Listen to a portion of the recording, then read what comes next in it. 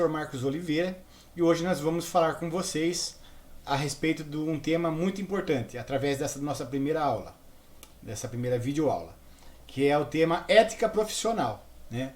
Por que falar em ética nesses tempos que nós estamos vivendo, né? Nós vivemos em épocas de corrupção, né? Época de extrema corrupção no país, né? Uma hora eu sou do centrão, outra hora não sou, né? Outra hora eu sou contra a esquerda, outra hora eu sou a favor da esquerda, né? Outra hora eu sou da direita, absoluta, né? Mas enfim, nós não viemos aqui hoje para nós falarmos de política, embora a política esteja intrinsecamente relacionada com o tema que nós vamos falar aqui hoje. A ideia dessa nossa videoaula de hoje é construir cidadãos melhores, né? Para o nosso futuro, né? Para o nosso próprio bem, né? Para o bem da nossa família, para o bem da sociedade, né? Então, por que estudar ética, né? Porque ética é relacionada com a moral e os bons costumes, né? Porque ética significa probidade, porque ética significa transparência, porque ética significa lisura, né? Lisura de comportamento, lisura de caráter, lisura de temperamento, né? Enfim. Mas antes de começarmos essa nossa videoaula, eu gostaria de fazer 3 pedidos para vocês, tá? Primeiro, que vocês se inscrevam-se no nosso canal, deixe seu like nesse vídeo se você gostar dele ao final, tá bom? Isso vai ajudar o nosso vídeo a ganhar visualizações no YouTube. E que vocês ative o sininho de notificações, com isso você vai receber os nossos novos vídeos a cada vez que nós lançarmos aí um novo vídeo, tá bom? Então, sem mais delongas, vamos aí a uma breve apresentação minha, tá? E em seguida nós já vamos dar início aí a nossa primeira videoaula com o tema ética profissional. Prometo para vocês que não vou falar de política, tá, gente? Embora, como eu falei, a política esteja intrinsecamente relacionada com a ética, tá bom? Vamos lá então?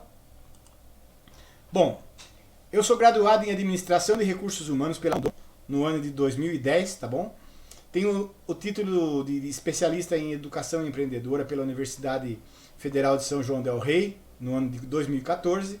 Sou acadêmico do 4º ano de Direito da Instituição Toledo de Ensino, a Faculdade de Direito de Botucatu. Atualmente estou cursando pós-graduação com especialização lato sensu em Docência para a Educação Profissional e Tecnológica pelo Instituto Federal de São Paulo. Esse curso já está em fase de conclusão, já estou terminando, tá? Também curso concomitantemente pós-graduação lato sensu com especialização em Informática na Educação pelo Instituto Federal do Espírito Santo. Também, finalmente, né, curso licenciatura em Letras pela Univesp, tá? Com habilitação em língua portuguesa. Esse é um breve relato do meu histórico acadêmico, tá bom? E também sou jornalista inscrito no número 90.177 aqui no estado de São Paulo, tá bom? Sem mais delongas, então, vamos para a nossa aula de número 1. Ética profissional. Antes da gente falar de ética profissional, a gente precisa entender a etimologia da palavra ética, né? E é o que nós vamos passar a fazer doravante, tá bom? Lembrando, né, que a palavra ética, ela tem a sua origem no grego, né? Ethos, né? Que quer dizer modo de ser, forma de caráter. Vejam que ética está intimamente relacionada com a questão do caráter individual, tá bom? A ética é a parte da filosofia dedicada aos assuntos morais. Palavra derivada do grego, ela significa aquilo que pertence ao caráter, né? Então, percebam isso, né? Ética é aquilo que pertence ao caráter. Nós sabemos muito bem que existem pessoas que têm caráter, outras que têm caráter duvidoso e outras que simplesmente não possuem caráter, né? Algum, né? Infelizmente, né? A ideia desse vídeo é justamente essa, gente, transformar pessoas com mais caráter, né? Com caráter digno, né? Com uma moral ilibada, né? Então essa é uma das premissas, né, da confecção deste vídeo, né? Então vamos lá. Portanto, ética e moral, pela sua própria etimologia, dizem respeito a uma realidade humana, que que é construída histórica e socialmente a partir de relações coletivas dos seres humanos nas sociedades, onde nascem e vivem, tá bom? Ou seja, a ética ela é construída em sociedade, né? Então, se todos nós fôssemos éticos, né, nós viveríamos numa sociedade perfeita, né? Uma sociedade sem corrupção, uma sociedade sem roubo, uma sociedade sem assassinato, sem morte, né? Onde o direito de todos seria respeitado, né? O direito do meu próximo seria respeitado. Aquilo que pertence ao meu próximo não me pertence, mas pertence ao meu próximo. Isso quer dizer que eu tenho uma responsabilidade sobre o bem do meu próximo. Eu tenho também que zelar por ele. Porque para que eu viva bem, o meu próximo precisa viver bem também. Essa é a ideia inicial da palavra ética. Vamos assistir agora um vídeo do professor Leandro Carnal, que além de tudo, além de ser um grande expositor teórico, é também um filósofo brasileiro muito conhecido, né? E ele vai dissertar um pouco a respeito da questão da palavra ética. Vamos assistir.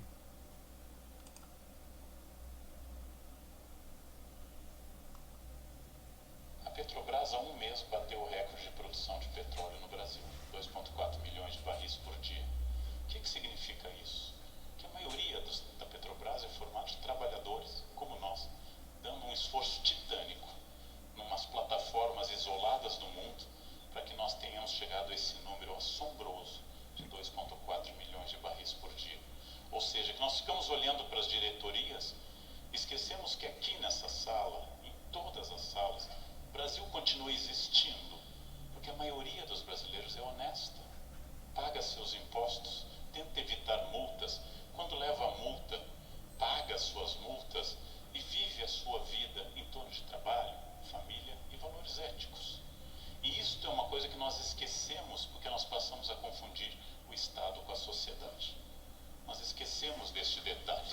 Sérgio Buarque trabalhou com a ideia de homem cordial, significando que o brasileiro funciona do ponto de vista muito passional ou muito emotivo. E eu vou buscar numa raiz um tema. Vou buscar numa raiz um tema que é a Carta de Caminha. Caminha escreveu o primeiro documento sobre o Brasil e ao final da Carta do Caminha ele diz que a terra foi descoberta, das suas características, e diz o seguinte: ele pede ao rei que mande vir da ilha de São Tomé Jorge de Osório, meu genro. Ele está pedindo ao rei um emprego para um familiar. Não é corrupção, porque no antigo regime não há concurso público. Ele não está infringindo uma regra. A única forma de ser contratado é a indicação real. Mas o Brasil começa com essa relação pessoal. Professor, o senhor vai tirar minha prova? Eu achei que nós éramos amigos. E eu respondo, amigos sim, cúmplices não. Não? Quer dizer, a ética não depende da minha relação afetiva com você. Ela depende de regras morais. Muitas vezes eu achei que o senhor gostasse de mim, eu gosto de você, mas eu odeio o deslize ético. É uma pergunta comum no Brasil. E para piorar, isso é muito importante nós termos claro. Nós somos o país que manteve por 388 anos dos nossos 515 a barbárie da escravidão. O que significa? Que, em primeiro lugar, o campo do trabalho foi contaminado pela noção de que trabalho é coisa de escravo. Até hoje, quando se sai para dar aula, alguém canta na sala dos professores, lê, a música da Isaura. Quem não lembra, anota que o tio fala depois disso também. O fato de que uma parte da sociedade portuguesa e brasileira se achou no direito de trazer seres humanos à força, através de uma viagem fatal na África, e submetê-los a um serviço não remunerado e aviltante, destruição do valor humano, explica essa imagem do início do século XIX, explica por que é que os operários do Brasil começaram a ganhar direitos em 1930 e as domésticas ganharam os direitos plenos em 2015. O Fundo de Garantia foi aprovado este ano. É a sobrevivência da barbárie da escravidão. É a sobrevivência da ideia denunciada de forma suave em filmes como Que Horas Que Ela Volta, com a Regina Casé, que eu recomendo aos senhores, denunciado essa desigualdade, essa desumanidade que nós transformamos essa herança bárbara. Se um branco for às compras ou ao passeio, com dois outros seres humanos carregando, um levando o lanche atrás, uma senhora, e outro o guarda-chuva, essa é uma ideia que marcou as relações de trabalho pela falta de ética até hoje. Então nós temos que superar uma herança específica do Brasil, que é a herança da escravidão, que é a ideia que possa haver seres humanos inferiores, que possa haver seres humanos pelos quais eu deva fazer luto e outros pelos quais eu não preciso fazer luto. Uma chacina em Osasco não tem o peso se uma chacina que ocorresse no Oscar Freire. Nós continuamos contaminados por essa barbárie. Este é um dos defeitos éticos brasileiros, dos mais graves. Nós selecionamos quais os seres humanos pelos quais é digno fazer luto ou não fazer luto. Isso tem a ver com essa tradição. Para piorar, é muito difícil trabalhar num país onde, segundo tanto da Mata como Richard Morse, nós afastamos significados do significante na fala. Em outras palavras, onde a pessoa que me diz, eu vou estar chegando tipo umas 9, seja qualquer coisa entre 9 e a segunda vinda de Jesus, ou seja, que eu não tenha a menor ideia a esse respeito. O fato de que nossa fala não contém ação concreta. Quem pode fazer esse relatório? Ela não contém ação concreta, é uma grande questão. E o problema eterno, o mais grave, aquele que mais nós devíamos deter, é o duplo discurso de exigência ética absoluta para os outros, especialmente para os governantes, o que é correto, mas uma frouxidão absoluta com a exigência da minha ética. Ou seja, a ética dos outros é uma ética duríssima, a minha ética é uma ética frouxa. Quando eu começar a pensar objetivamente, que é muito grave, talvez seja a coisa mais grave, alguém desviar dinheiro público para benefício privado, é menos grave, mas continua sendo grave, estacionar na vaga de idoso ou de cadeirante. É menos grave, prejudica menos gente, mas continua sendo um deslize ético. É muito grave furar a fila. É muito grave comprar carteira de estudante para ter direito à meia entrada. É muito grave fazer essas coisas. Não é a coisa mais grave do mundo. A podridão política tira dinheiro da merenda escolar para o apartamento em Miami. Isto é o limite da barbárie. Por que ser ético? Por que seguir a ética? Por que tentar ser bom? Por que implantar normas? Talvez o mais fácil seja respondendo com países onde a resposta foi não, que é a Síria. A Síria deu não a essas respostas. Não quero dialogar com você, não quero estabelecer contato ético, não respeito seu direito à existência. Resultado, a população inteira da Síria está se jogando no mar, porque não é mais possível ficar em terra. Este ponto de barbárie é a falência da ética. Não cabe ao governo implantar o paraíso, cabe ao governo evitar o inferno. É a frase de João Pereira Coutinho num livro conservador. Não cabe a cada um de nós implantar o paraíso no mundo. Não é possível, talvez, mas é possível imaginar que ao menos no meu pequeno universo, onde eu trabalho, no meu serviço público, na minha família, nas ruas da minha cidade, quando eu dirijo, que aquele espaço seja o mais ético possível. Então, gente, aí nesse vídeo, nas palavras do Karnal, a gente pode notar nitidamente o que é ser ético, né? O que é a preocupação com o coletivo, a preocupação com si mesmo sem se esquecer da preocupação com o coletivo, né? Porque uma coisa puxa a outra, né? O meu bem-estar, como eu já falei anteriormente, depende do bem-estar do meu vizinho, depende do bem-estar do meu colega de trabalho, né? E muitas vezes eu uso o meu colega de trabalho como escada para me alcançar elevo profissional, sem considerar o direito do meu colega de trabalho a alcançar também esse elevo profissional, né? Então veja que a ética é intrinsecamente relacionada com a questão do caráter do indivíduo, né? E nós, como falamos no começo também, sabemos que existem pessoas que não têm caráter, né? Ou de caráter duvidoso, né? Quem dera, né, que esse vídeo pudesse alcançar essas pessoas, né, e de alguma forma, de alguma maneira, tocar no caráter delas, né, transformar o caráter delas para que elas se tornem pessoas mais éticas, mais íntegras e mais dignas. Mas vamos continuar aqui com a nossa videoaula, né, que é o nosso assunto do dia, né? Então, os conceitos de moral e ética, embora sejam díspares, diferentes, né, são muitas vezes considerados como sinônimos, iguais, né? Por quê? São muito parecidos, né? Logo, embora a etimologia dos termos seja parecida, moral vem do latim mos mores, que significa maneira de se comportar regulada pelo uso. Logo, eu posso me comportar de acordo com as experiências da minha vida. As experiências positivas e as experiências negativas. Lógico, vamos nos comportar de acordo com as experiências positivas. Vamos esquecer aquelas atitudes errôneas que nós cometemos na vida. Vamos aproveitar apenas as coisas boas, né? É como quando morre uma pessoa, né, que nós não gostamos dela. Se você parar para você pensar, ela teve seu lado positivo. Ela passou algum valor para você, alguma experiência positiva, né? Então, por que ficar lembrando das coisas ruins se nós podemos agregar aquelas experiências positivas daquela pessoa que partiu em nosso favor, né? E também por que não agregar aquelas experiências negativas como algo a ser rechaçado do nosso comportamento, né? É algo a ser pensado, não é?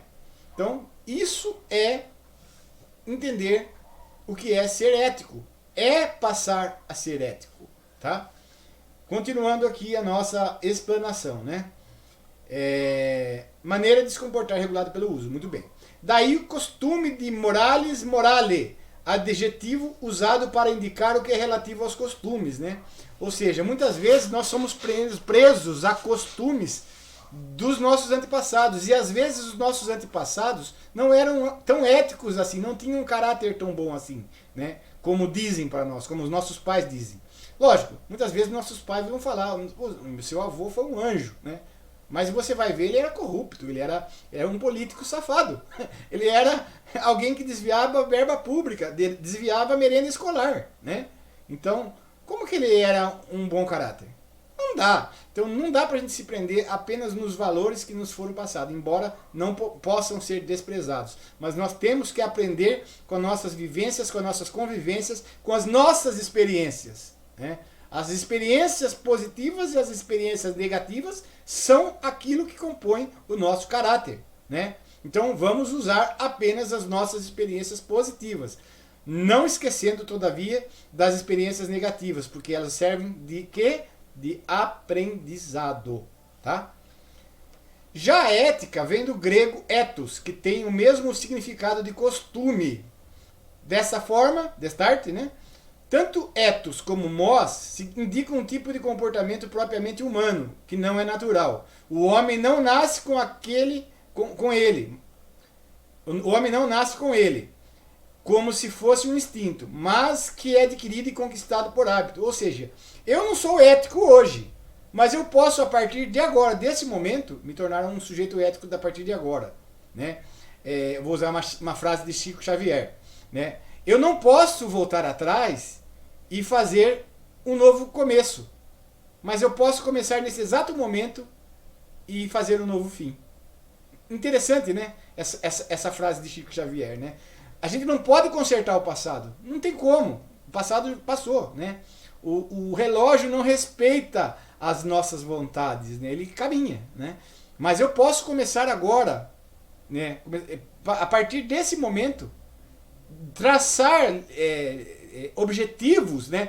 Traçar limites na minha vida, nortes para a minha vida, que sejam corretos, que sejam perfeitos, que sejam dignos, que me levem, que me induzam ao uso da ética, ao uso da probabilidade, do ser probo, né? E probo não tem nada a ver com probabilidade, né? Probo tem a ver com correção, né? Então eu posso a partir de agora ser uma pessoa mais correta. Eu posso a partir de agora ser uma pessoa mais ética, mais humana e de uma moral mais íntegra. Eu posso. Se eu quiser, eu posso. Tá bom? Vamos continuar então. Ética na filosofia. No período clássico da filosofia grega, os sofistas rejeitavam a tradição mítica ao considerar que os princípios morais resultam de convenções humanas. Antes de eu continuar, eu gostaria de explicar para vocês o que é essa palavra sofista, né? O sofista, inclusive, ele é uma palavra, né, de onde se deriva a palavra sofisticado. Tá? Então, quando você vê algo sofisticado, por exemplo, essa carteira que eu estou na minha mão aqui é uma carteira sofisticada, certo? Ela é uma carteira sofisticada, por quê? Porque ela é de couro, legítimo, né? Ela foi desenhada por um designer italiano, não é verdade, tá? Mas ela foi desenhada por um designer italiano e ela veio da França. Paraguai, claro, todo mundo sabe disso, né? Mas ela é sofisticada por isso, né? Porque ela custou caro, basicamente pelo preço que ela custou, pelo desenhista que a desenhou e pela sua origem. Então ela se torna um objeto sofisticado. Então, o que vem a ser um sofista? O sofista, nos tempos da filosofia, eram aqueles indivíduos que tinham o dom da fala, que sabiam se manifestar através da comunicação. Eram bons de didática, eles tinham uma boa fluência verbal. Por isso eles eram contratados pelos políticos daquela época, da época da filosofia grega, né? Da época de Platão, de Aristóteles, de Sócrates, enfim, de todos os filósofos da Grécia Antiga, né? E eles eram contratados justamente porque eles sabiam manipular as palavras e sabiam convencer as pessoas. Então, o interesse deles com as pessoas, na verdade, não era um interesse íntimo, pessoal e verdadeiro, mas sim convencer aquelas pessoas a apoiarem, a darem o seu voto, darem o seu crédito de confiança a um político que muitas vezes não era ético, era um político imprudente, era um político negligente, né? Então, os políticos que eram antiéticos, negligentes e eram de caráter duvidoso, contratavam esses sofistas, né? Esses sofistas para fazerem os seus discursos políticos e convencerem assim as pessoas. Logo, o pensamento dos sofistas, para nós, tem de pouca valia. Por quê? Porque é um pensamento antiético, é um pensamento sem caráter, é um pensamento desprovido de valores. Aliás, o valor do pensamento sofista nada mais é do que um valor financeiro, porque eles ganhavam para fazer a defesa, sustentar as teses, e muitas vezes eles atuavam até como advogados, justamente pela lábia que eles tinham, né? Eles tinham o poder de convencer as pessoas, né, a acreditarem neles, né? Mas aquilo era uma atitude técnica, não uma atitude humana, tá? Uma atitude de caráter, uma atitude de personalidade, tá bom? Continuando. Eles rejeitavam a tradição mítica ao considerar que os princípios morais resultam de convenções humanas. Embora na mesma linha de oposição aos fundamentos religiosos, Sócrates se contrapõe aos sofistas ao buscar aqueles princípios não nas convenções, mas na natureza, no que se aprende em inúmeros diálogos de Platão, nos quais são descritas as discussões socráticas a respeito das virtudes e da natureza do bem. Ou seja, Sócrates ele se preocupava com o bem, com aquilo que era correto, com aquilo que era transparente, né, com aquilo que era lógico, né? Já diferente dos sofistas, logo, né? Muito claro isso, né? Resulta daí a convicção de que a virtude se identifica com a sabedoria e o vício com a ignorância. Portanto, a virtude não pode ser aprendida. O que nós sabemos que é uma grande inverdade. As virtudes podem sim ser aprendidas, isso se o indivíduo assim desejar. Bom, vamos parar por aqui. Aqui encerra essa primeira aula da série de 3 aulas que nós estamos gravando a respeito da ética empresarial, né? E na próxima aula nós vamos continuar com esse assunto. Eu aguardo vocês lá. Até lá.